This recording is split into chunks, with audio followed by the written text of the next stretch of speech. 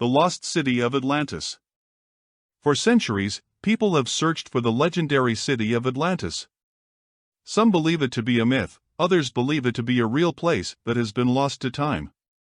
The truth is, Atlantis was a real city that existed thousands of years ago, and it was home to a civilization unlike any other. Chapter 1: The Legend. The first recorded mention of Atlantis was by the ancient Greek philosopher Plato in his dialogues Timaeus and Critias. According to Plato, Atlantis was a powerful and advanced civilization that existed beyond the Pillars of Hercules, which is modern-day Gibraltar. It was said to be larger than Asia and Libya combined, and was ruled by a powerful king named Atlas. The city of Atlantis was said to be a paradise, with beautiful gardens, abundant resources, and advanced technology. The people of Atlantis were said to be wise and just, and they were known for their wealth and prosperity. However, the city of Atlantis was not meant to last. According to Plato, the people of Atlantis became arrogant and greedy, and they began to abuse their power.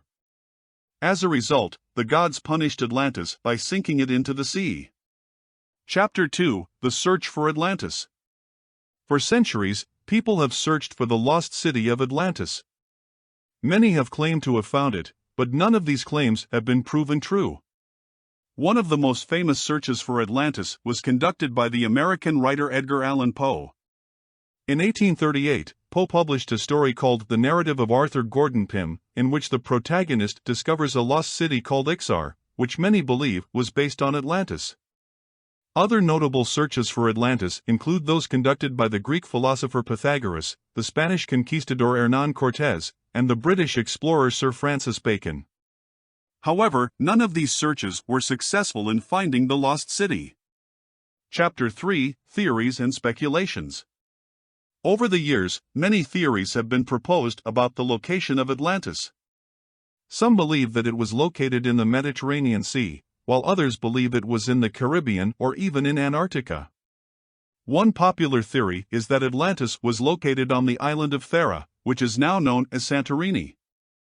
This theory is based on the fact that the island was destroyed by a volcanic eruption around 1600 BC, which is around the same time that Atlantis is said to have sunk into the sea. Another theory is that Atlantis was located in the Caribbean on an island called Bimini. This theory is based on the fact that underwater ruins have been found near Bimini, which some believe could be the remains of Atlantis. Despite these theories, there is still no conclusive evidence that Atlantis ever existed. Many believe that the city of Atlantis is simply a myth, created by Plato as a way to illustrate his ideas about the dangers of wealth and power. Chapter 4: The Legend Lives On. Despite the lack of concrete evidence, the legend of Atlantis continues to captivate people's imaginations. Many people are still searching for the lost city, and books, movies, and TV shows have been made about it. The legend of Atlantis has also inspired other stories and myths, such as the legend of the lost city of El Dorado, which is said to be located in South America. Even though the search for Atlantis may never be successful, the legend of the lost city will continue to captivate people's imaginations for generations to come. Chapter 5: The Atlantis Project. As the years went on, the search for Atlantis became more and more intense.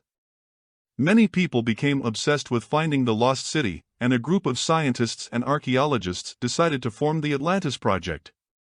The Atlantis Project was a research group dedicated to finding and studying Atlantis.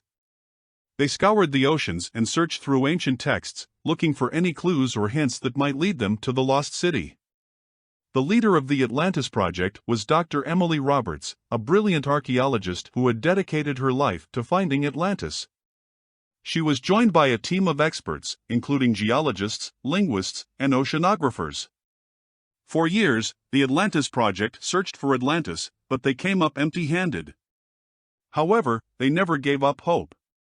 They were determined to find the lost city, no matter how long it took. Chapter 6: The Discovery. Finally, after years of searching, the Atlantis Project made a breakthrough.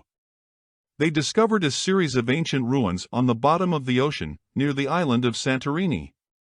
The ruins were unlike anything the team had ever seen before.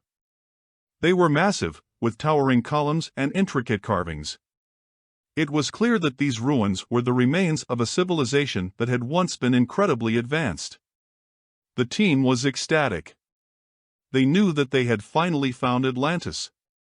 They spent months studying the ruins, and they were able to piece together a history of the city and its people. According to their findings, Atlantis was indeed a powerful and advanced civilization. The people of Atlantis were skilled engineers and scientists, and they had developed advanced technologies that were far ahead of their time. However, the team also discovered that Atlantis was not the paradise that Plato had described. The people of Atlantis had been driven by greed and ambition, and they had used their power to conquer and enslave other nations. In the end, it was their own hubris that led to the destruction of Atlantis.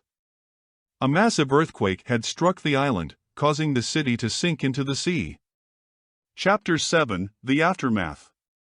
The discovery of Atlantis sent shockwaves throughout the scientific community. It was a major milestone, and it sparked a renewed interest in the lost city. The Atlantis Project became famous overnight, and their findings were published in numerous scientific journals. They were hailed as heroes, and they were invited to speak at conferences and universities around the world. However, not everyone was happy about the discovery of Atlantis. Some people believed that the city should have been left undisturbed, and they accused the Atlantis Project of greed and exploitation. Despite the controversy, the Atlantis Project continued to study the lost city. They conducted more research and made more discoveries, and they helped to shed light on the history and culture of Atlantis. Eventually, the Atlantis Project became a major tourist attraction, and people from all over the world came to visit the ruins of the lost city. Chapter 8: The Atlantis Museum. After the discovery of Atlantis, the Atlantis Project decided to create a museum dedicated to the lost city. The museum would be a place where people could learn about the history and culture of Atlantis, and it would also serve as a research center for the Atlantis Project. The museum was located on the island of Santorini, near the ruins of Atlantis. It was a massive complex, with exhibits showcasing the artifacts and treasures that had been discovered in the lost city. The museum was a huge success, and it became one of the top tourist destinations on the island. People from all over the world came to see the artifacts and learn about the history of Atlantis. Chapter 9: The Debate over Atlantis. As the years went on, the Atlantis Project faced criticism from some quarters. Some people accused the team of exploiting the lost city for their own gain, and they argued that the ruins of Atlantis should be left undisturbed. Others argued that the Atlantis Project was doing important work, and that their research was helping to shed light on a civilization that had been lost to history. Despite the debate, the Atlantis Project continued to study the lost city and share their findings with the world.